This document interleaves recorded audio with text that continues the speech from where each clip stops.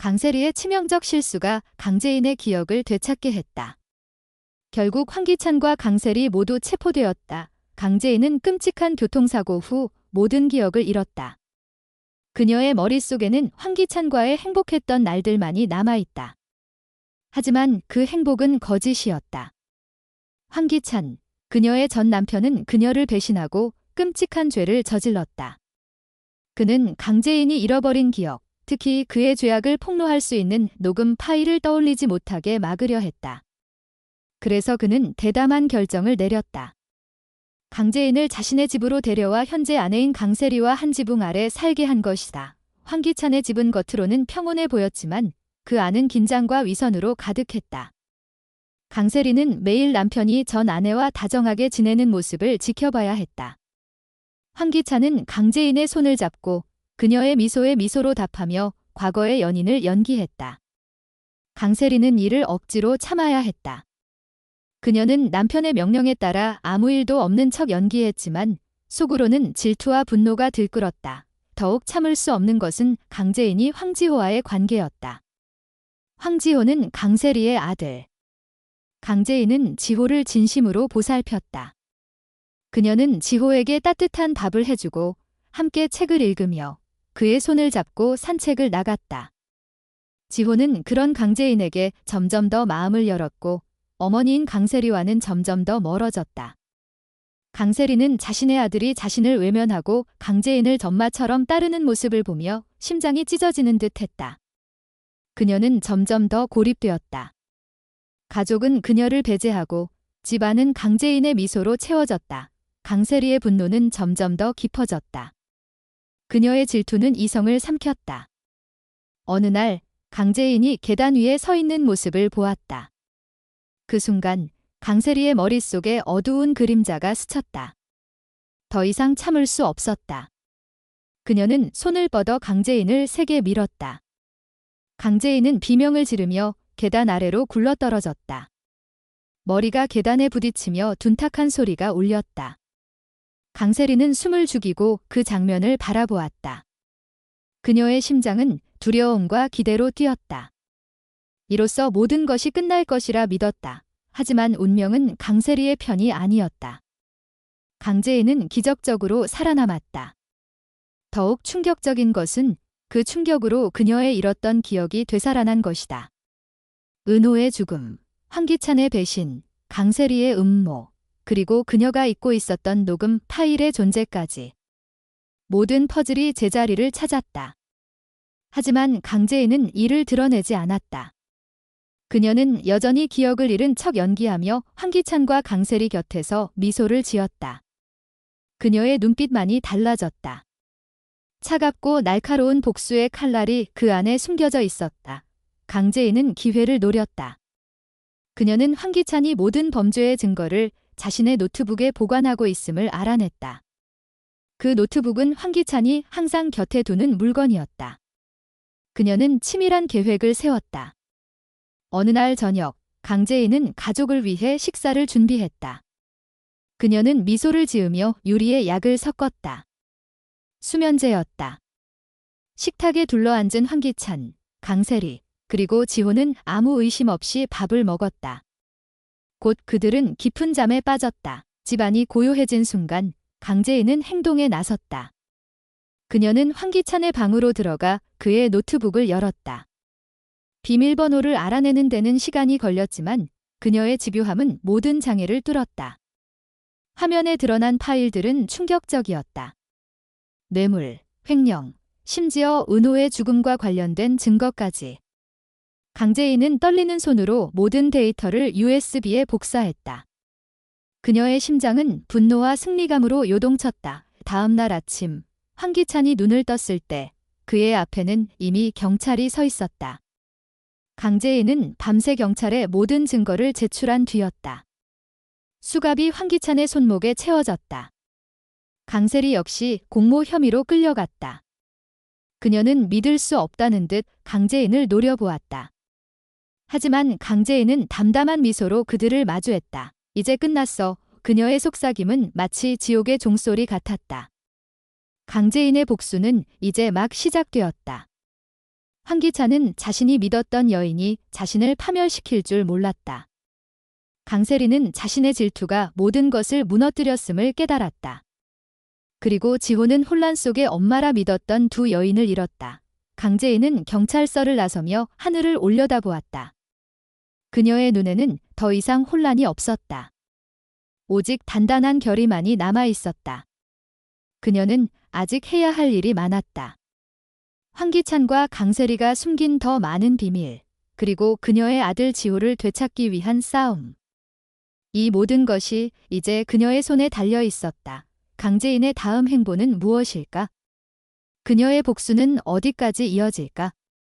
이 숨막히는 이야기는 아직 끝나지 않았다. 강재인은 경찰서를 나서며 하늘을 올려다보았다. 그녀의 눈빛은 차갑고 단단했다. 바람이 그녀의 머리카락을 스치며 불어왔지만 그녀의 마음은 이미 흔들리지 않았다. 황기찬과 강세리가 수갑에 채워져 끌려가는 모습은 그녀에게 승리의 첫걸음에 불과했다. 하지만 그녀는 알고 있었다. 이 복수는 단지 시작일 뿐, 아직 드러나지 않은 더 깊은 어둠이 그녀를 기다리고 있다는 것을. 황기찬의 체포는 세상을 뒤흔들었다. 뉴스는 그의 뇌물과 횡령 스캔들로 떠들썩했고 그룹의 주가는 곤두박질쳤다. 하지만 강재인은 만족하지 않았다. 그녀가 복사한 노트북의 데이터는 단지 빙산의 일각이었다. 황기찬의 범죄는 단순한 개인적 욕망이 아니었다. 그 뒤에는 더 큰 세력이 있었다. 그리고 그 세력은 강재인이 다시 무대로 돌아온 것을 결코 반기지 않았다. 며칠 후 강재인은 황지호를 데리고 작은 아파트로 이사했다.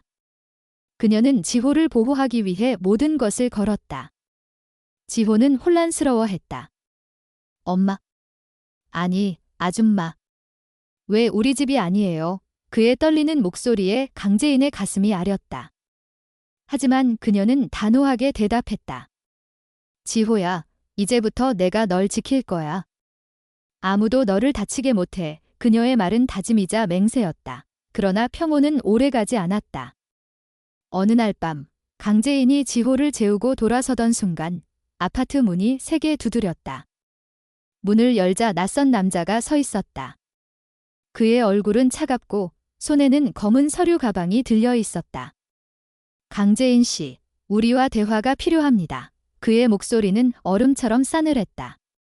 그는 자신을 최 변호사라고 소개하며 황기찬의 파트너를 대변한다고 했다.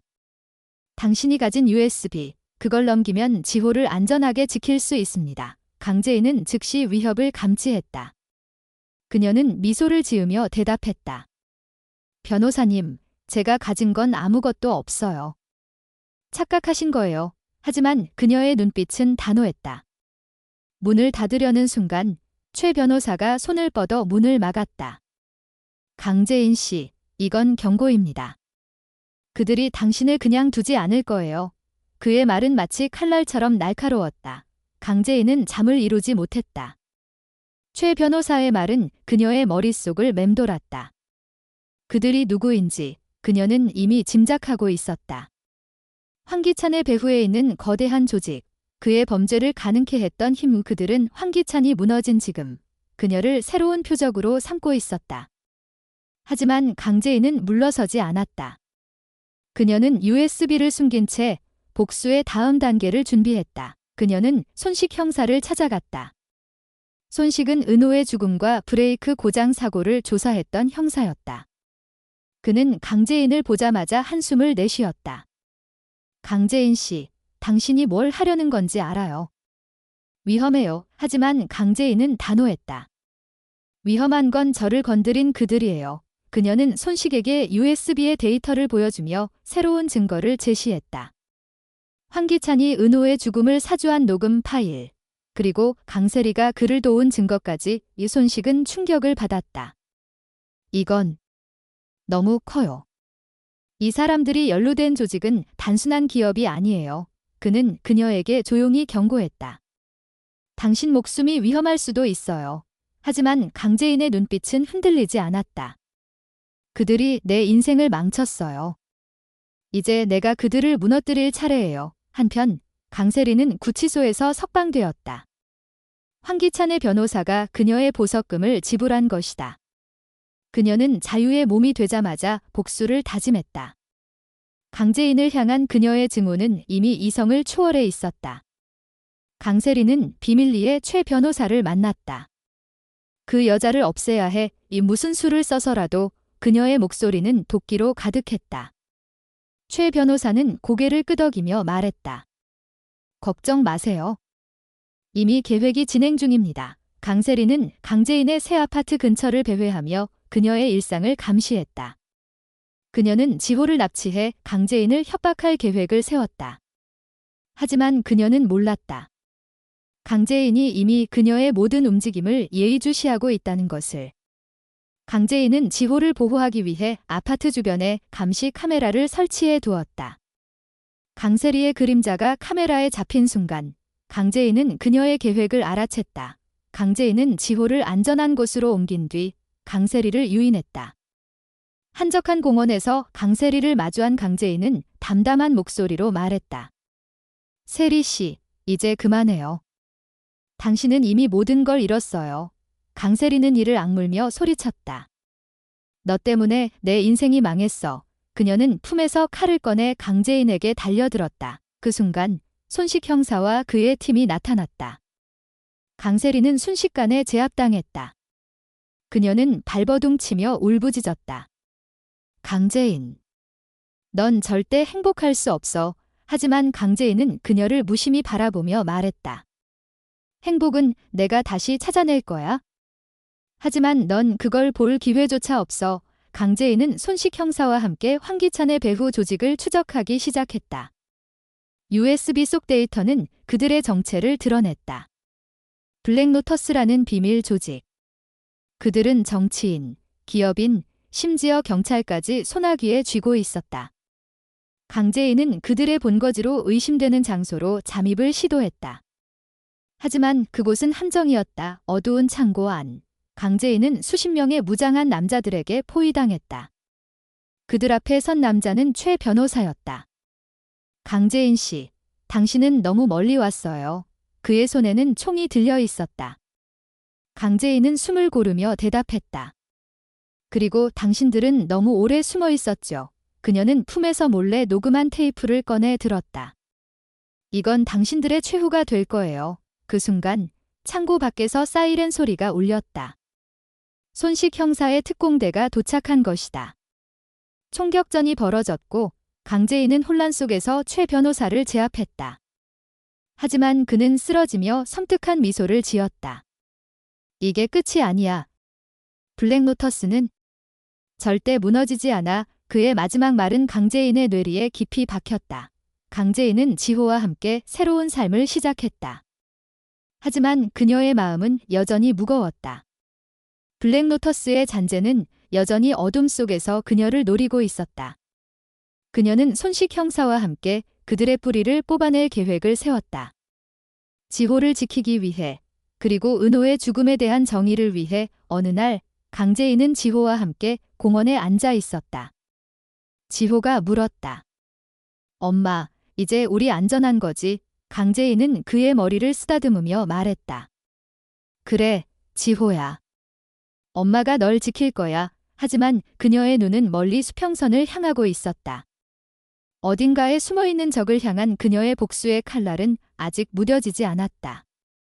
강재인은 지호의 손을 꼭 잡고 공원을 떠났다. 그녀의 발걸음은 단단했지만 마음속에는 불안의 파도가 일렁였다.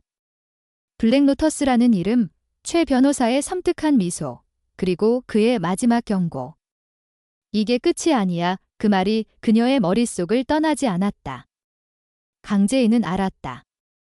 이 싸움은 황기찬과 강세리로 끝나는 것이 아니었다. 더 깊은 어둠이 그녀를 기다리고 있었다. 그날 밤, 강재인은 지호가 잠든 방을 확인한 뒤 거실로 나왔다. 그녀는 USB를 손에 쥐고 노트북 앞에 앉았다. 화면에 떠오른 파일들은 블랙노터스의 실체를 드러냈다. 정치인, 기업인, 심지어 법조계까지 얽힌 거대한 네트워크. 그 중심에는 회장이라는 이름 없는 존재가 있었다. 강재인은 이를 손식 형사에게 넘기려 했지만 직감이 그녀를 멈췄다. 아직은 때가 아니야. 그녀는 속삭였다. 그 순간 창문 밖에서 미세한 소리가 들렸다. 바람 소리가 아니었다. 누군가가 어둠 속에서 그녀를 지켜보고 있었다. 강재인은 본능적으로 불을 끄고 바닥에 몸을 낮췄다. 심장이 쿵쾅거렸다. 그녀는 조용히 지호의 방으로 이동해 문을 잠갔다. 누구지? 그녀는 숨을 죽이며 창문 틈으로 밖을 살폈다. 어둠 속에서 검은 그림자가 움직였다. 그리고 그녀의 전화기가 진동했다. 발신자 불명. 그녀는 망설이다 전화를 받았다. 강재인 씨, 너무 깊이 파고들지 마세요. 낮고 음산한 목소리가 수화기 너머에서 들렸다. 지호를 잃고 싶지 않다면 전화가 끊겼다. 강재인의 손이 떨렸다. 분노와 두려움이 뒤섞였다. 하지만 그녀는 물러서지 않았다. 날 협박한다고?